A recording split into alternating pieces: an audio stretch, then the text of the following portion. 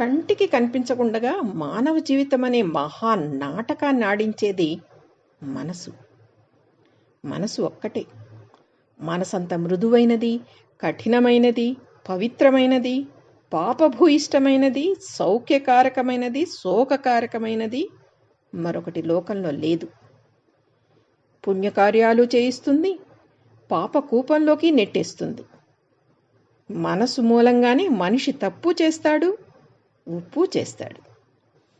తన వల్ల తప్పు జరిగినప్పుడు మనిషి అనేవాడు పశ్చాత్తాపడాలి. సాటి మనిషికి జరిగే కీడును గ్రహించాలి. తోటి మనిషి మనోభావాలు ఎంతగా దెబ్బతింటాయో అవగాహన చేసుకోవాలి.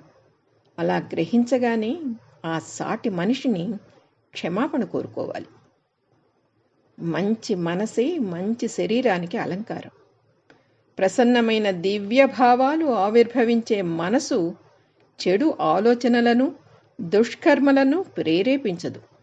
మంచిని విన్నప్పుడు, కన్నప్పుడు మనసు దుర్మార్గాన పోదు. సత్సాంగత్యం వల్ల, సద్గురు బోధనల వల్ల హృదయం ప్రక్షాళితమవుతుంది. ఎంతటి గొప్పవాడైనా, మేధావి, పండితుడు, శాస్త్రజ్ఞుడు అయినా అనుకోకుండా పొరపాట్లు జరుగుతూనే ఉంటాయి. జరిగిన తప్పిదాన్ని అంగీకరించే సంస్కారం అయితే ఉండాలి. అంతేగాని చేసింది సరైనదే అని అడ్డగోలుగా వాదించకూడదు. క్షమాపణ కోరితే పోయేది ఉంది, అహంకారం తప్ప.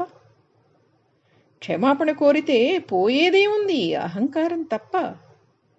యుగ యుగాల్లో మహామహుల చరిత్రల్లోనూ ఎన్నో దోషాలు దొర్లాయి.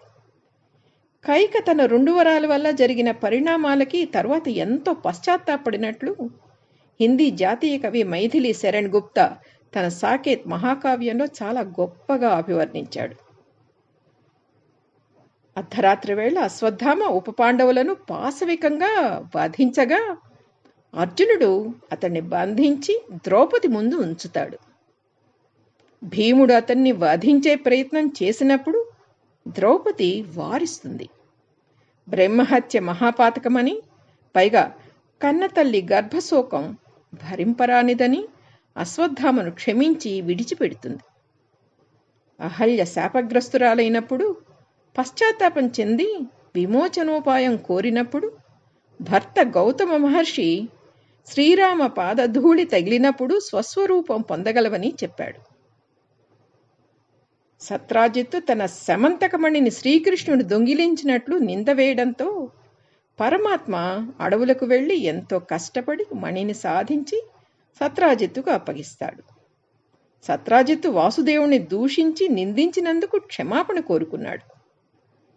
విరాటరాజు కుంభభట్టుతో, కంకుభట్టుతో పాచికలాడుతూ ఆగ్రహంతో పాచికలు విసిరేయడంతో కంకుభట్టు తలకు తగిలి గాయమై రక్తం కారసాగింది. కంకుభట్టే ధర్మరాజు అని తెలియడంతో విరాటరాజు క్షమాపణలు కోరుకున్నాడు. ఇలాంటి ఉదాహరణలు రామాయణ, భారత, భాగవతాల్లో, అష్టాదశ పురాణాల్లో ఎన్నో కనిపిస్తాయి. చేసిన తప్పును ఒప్పుకుని క్షమాపణలు కోరినట్లయితే క్షమించేవాడి కంటే క్షమాపణ కోరినవాడే గొప్పవాడనిపించుకుంటాడు. క్షమాగుణానికి ఎంతో ప్రాధాన్యమిచ్చే జైనులు చిత్తశుద్ధితో ఆత్మ ప్రక్షాళన కోసం 10 లక్షణ్ పర్వ్ పేరుతో 10 రోజులు పండగ చేసుకుంటారు. దోషిని క్షమించినవాడు దైవస్వరూపుడని బాపూజీ అభివర్ణించారు.